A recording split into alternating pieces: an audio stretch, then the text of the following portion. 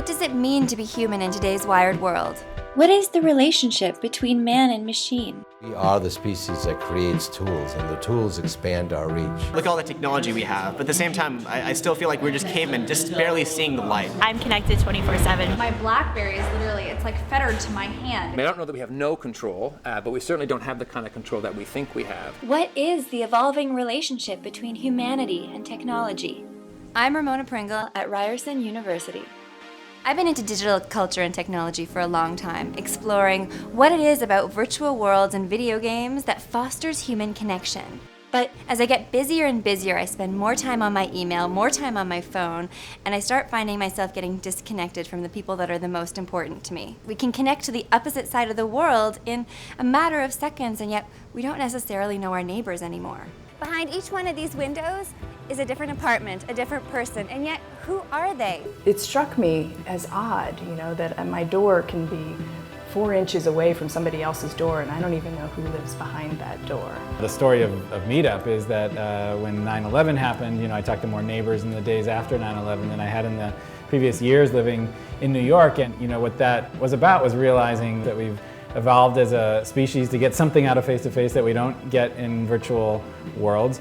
If everybody's connected, then the internet isn't an alternative to real life, it's an augmentation for it, it's a dashboard for it. And the more time that we spend behind our computer screens, the less socially capable the population is as a whole. What does it mean to be human in today's wired world? What will it mean in 5 years? In 10? In 20? Things just move very, very, very fast. And we've been, in the last couple of years, racing ahead in terms of what's there, because our environment now is in the computer world. We create borders, and yet what travels most are bits. As technology is accelerating, our relationship with it has to accelerate as well. We deal with the same sorts of problems with accelerated rates of evolution in genomes and so forth. And evolution is not just biological evolution. It started with biology. Right now we have technological evolution. Hi, I'm Ramona.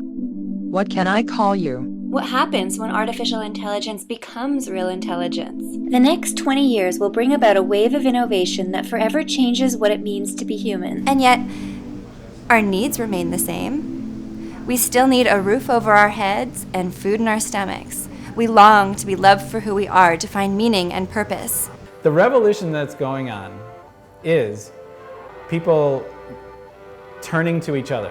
That changes things. It'll change markets, it'll change productivity, and we'll see brand new phases of life probably. And you start to relearn how to share and lean on each other.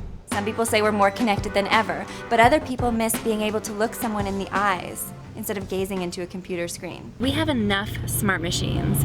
If we're hoping for a future where there's a symbiotic relationship between man and machine, what we need is sensitive machines. There's a range of opportunities available to us that were unforeseen even only 10 years ago. It's fascinating, but it's also scary. The river's going to go by no matter what. My choice is I can choose how much the river destroys my world around me or how much it nourishes the world around me. Technology is advancing at a rapid-fire pace, and how we adapt to the changes can be a daunting task. But the possibilities are exciting and endless.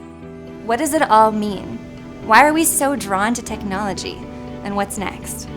I hope you'll join me as I explore that thin line between technological innovation and the human experience. This is Our Digital Life.